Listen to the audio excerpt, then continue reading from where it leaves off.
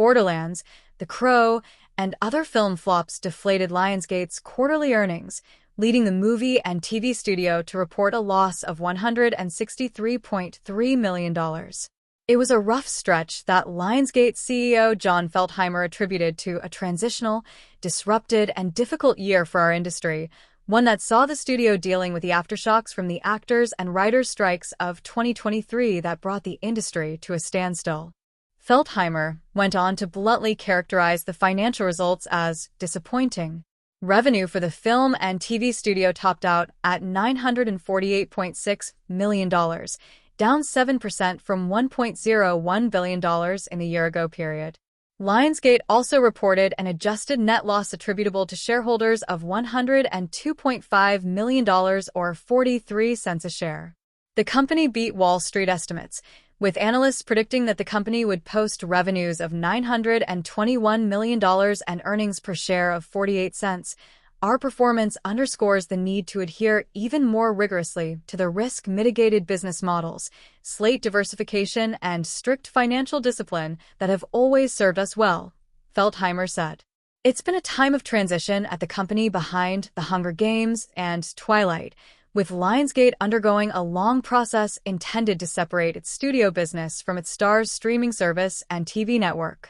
The TV and film production business will exist under the umbrella of Lionsgate Studios, which debuted as a standalone public entity on May 14th under the Nasdaq ticker symbol LION.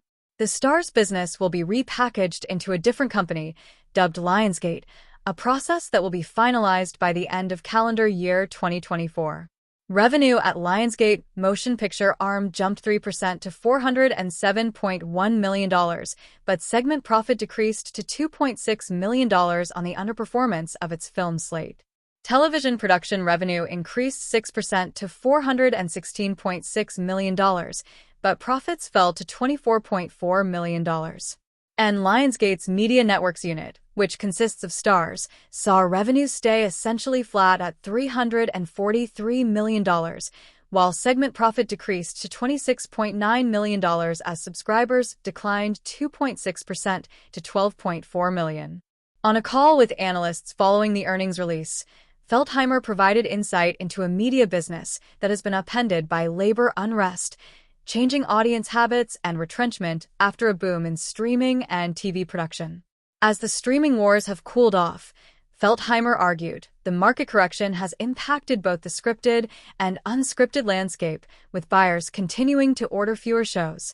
When it came to movies, an area where Lionsgate has struggled to be competitive in recent months, Feltheimer said the company will make 2 to 3 tentpole films annually. Those will be supplemented by star-driven commercial projects. He touted upcoming films such as The Housemaid, a thriller with Sydney Sweeney and Amanda Seyfried, as well as Luca Guadagnino's remake of American Psycho, as illustrative of that strategy.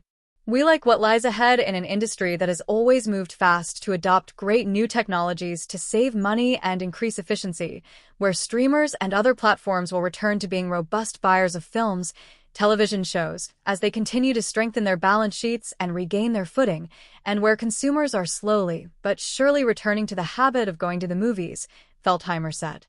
At the same time, Feltheimer also copped to the mistakes of the past, detailing how Borderlands, which cost $120 million to make and tens of millions to promote, only earned $33 million worldwide.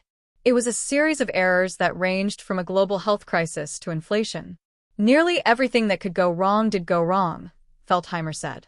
It sat on the shelf for too long during the pandemic, and reshoots and rising interest rates took it outside the safety zone of our usual strict financial models.